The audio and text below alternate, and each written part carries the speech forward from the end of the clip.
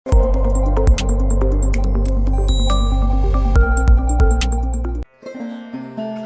خدا، اے خدایاں خدا، اے خداوند، میں تجھ سے معمور تھا، خود سے مسحور تھا، اور ایک میں ہی کیا، نیلگوں آسماں سے دیوان خانے کی سرسبز نکھت نفس کیاریوں تک کا سارا سما تجھ سے معمور تھا، خود سے مسحور تھا۔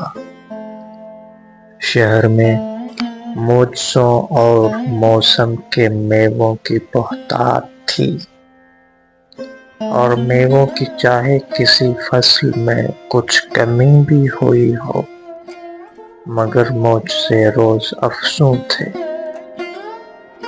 ایمان کا ابر بازل دلوں کی زراعت کو شاداب رکھتا تھا۔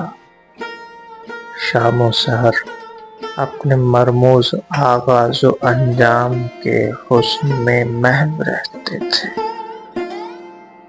وہ دور اپنے تحیر کی خرسند حالت میں اور اپنے ابہام کی دست و دل باز سمتوں کے پندارہ پرور مرامز کی ہر علامت میں ایک خواب کا خواب تھا۔ خواب کی روبروئی تھی اور چار سوئی تھی۔ ہم خواب تھے اور خوابوں میں مشغول تھے۔ ایک دن شہر کے ایک شیوا بیاں اور خوش لہجہ نثار دیوان خانے میں تشریف لائے، جہاں ابن سکیت کا تذکرہ ہو رہا تھا۔ ذرا دیر کے بعد اس تذکرے کے تسلسل میں وقفہ سا پیدا ہوا، پس وہ بابا کی جانب نظر کر کے گویا ہوئے، آپ حضرات نے آج کا معجزہ سن لیا؟ ان پہ ایک حالت گریہ طاری تھی۔ پھر وہ گلوگیر آواز میں ساری رودات اس معجزے کی سنانے لگے، جو اذا خانہ شاہ مسکین میں دیکھ کر آئے تھے۔ مجھ کو ان کا بیان آج بھی یاد ہے۔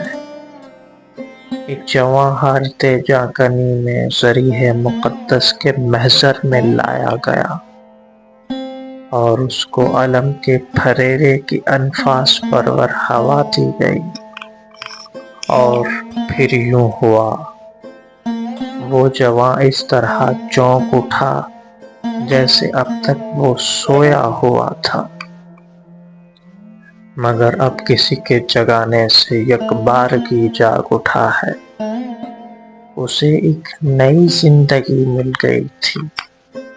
وہاں کوئی بھی شخص ایسا نہیں تھا جسے اس پہ حیرت ہوئی ہو کہ یہ بات تو چھوٹے حضرت کے صدقے میں ہونی ہی تھی۔ وہ خجستہ و خوش ماجرا روز و شب ہی نہ تھے، ایک زمانے الوہی کا انعام جاری تھے، اور ایک رمز ہمیشہ کا سرچشمہ جاویداں تھے۔ وہ سرچشمہ جاویداں جس کی تاثیر سے اپنا احساس ذات ایک الہام تھا، جس سے روح در و بام سرشار تھی۔ اس فضا میں کوئی شے فقط شے نہ تھی، ایک معنی تھی، معنی کا فیضان تھی۔ کتنا شفاف تھا روح کا آسماں، کتنی شاداب تھی آگہی کی زمیں۔ ہم کو اپنا نسب نامہ تا آدم بوالبشر یاد تھا۔ قبل تاریخ کی ساری تاریخ ذہنوں میں محفوظ تھی۔ ہم کو صبح نخستین ایجاد سے اپنے اجداد تک، اپنے دالان و در ان کی بنیاد تک ساری تفصیلیں کون و مکان یاب تھی۔ ہم سب اپنے یقین و گما کے فرحناک اسرار میں شاد و خرم تھے، خوش بین و خرسند تھے۔ اے خداوند، میں تجھ سے معمور تھا۔ اور پھر عقل انگیزہ جو درمیاں آ گئی، اے خدا، ایک سفاق پرخاش و پیکار تھی جو میرے اور میرے درمیاں چھڑ گئی۔ میرے ذہن میں ناسزا جاں آگہی کا جہنم بھڑکنے لگا۔ اور پھر وہ زمانہ بھی آیا کہ جب میں تیرے پاپ میں مشمحل ہو گیا۔ بات یغما گرے نفی و انکار نے ان فرحناک اسرار کے عالم خواب آگیں کو زیر و زبر کر دیا۔ وہ خجستہ، وہ خوش ماجرا روز و شب، وہم و خواب و خیال و گما ہو گئے۔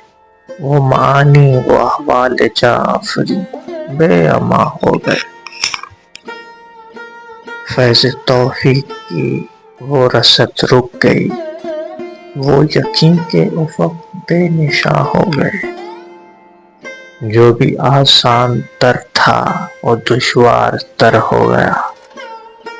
میری حالت یہ تھی جیسے میں ایک سفر کردہ دور افتادہ ہوں اور ایقان فرخندہ و برگزیدہ کی وہ سرزمین میرے لمس کفِ پاس قرنوں کی دوری میں گم ہو چکی ہے۔ میں تنہا ہوں، بے چارہ ہوں۔ جب میں دائیں طرف دیکھتا تھا تو کیا دیکھتا تھا کہ انجیر و شہتوت پژمردہ ہیں۔ جب میں بائیں طرف دیکھتا تھا تو کیا دیکھتا تھا کہ سارے شمالی پرندے جنوبی افق کے زبونی زدہ زرد ابہام میں پھڑپھڑاتے ہوئے بے نشاں ہوتے جاتے ہیں۔ تب میں نے گزرے زمانوں میں اور آنے والے زمانوں میں فریاد کی، اے خدا، اے خداوند، اب میرا باطنِ ذات ویران ہے۔ اب درون دروں اور بیرون بیروں فقط ایک خلا ہے، فقط ایک لا۔ دہر دہر اور دیوم دیوم میں اب عدم در عدم کے سوا کچھ نہیں۔ اے خداوند، تو کیا ہوا؟ مجھ کو تیرے نہ ہونے کی عادت نہیں۔ وائے پر حال سرفا و بالا و پہنا، دریغا سبب ہر مسبب سے اپنے جدا ہو گیا۔ حسرتاں کہکشاؤں کے کلوں کا جوبان کوئی نہیں۔ اور پھر میں نے موجود کے دائرے کی نہایت پہ نالہ کیا، اے یقین کے گما، اے گما کے یقین، اے ازل آفریں، اے ابد آفریں۔ اے خدا الوداع، اے خدایاں خدا الوداع، الوداع۔